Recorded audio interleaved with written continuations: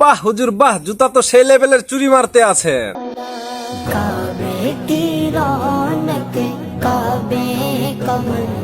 খেলাধুলা করবেন ভালো কথা, কিন্তু এত বড় মাইয়া গোল লইয়া বরখা পরাইয়া খেলাধুলা করা একদম ঠিক না। তো হোয়াটসঅ্যাপ পাবলিক, আসসালামু আলাইকুম, দিস ইজ মারু।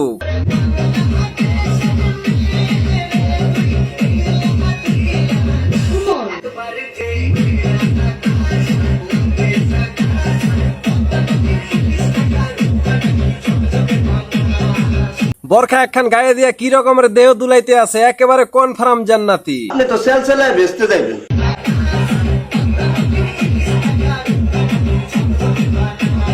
বাল বাহাদুর হুজুরেরা টুপি পয়রা বইছে দেহ দুলাইন না নাচ দেখতে। বুড়া তো হইছিস, বোধ বুদ্ধি নাই।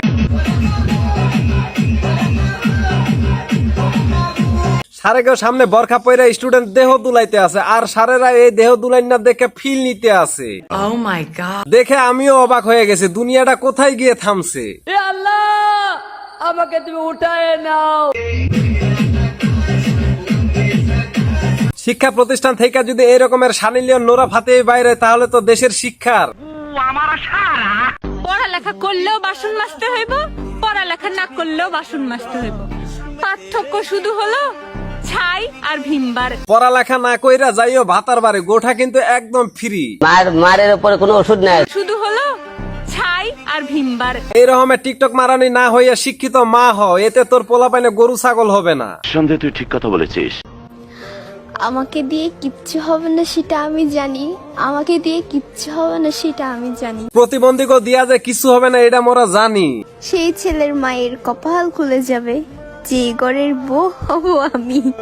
সেই ছেলের মায়ের হাতে থাকবে ঝাঁটা পিটার বাড়ি, যে ছেলের মায় পাবে এই রকমের টিকটক মারানি।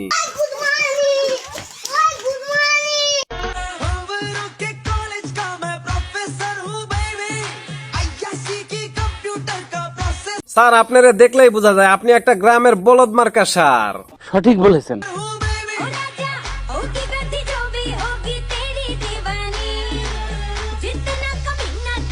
স্যার যদি ক্লাসরুমে এই রকমের পোস্ট মাইরা টিকটক করে, তাহলে তার স্টুডেন্টরা দেহ দুলাবে, এটা তো স্বাভাবিক ব্যাপার। ফরমাল খাইবো এটাই স্বাভাবিক।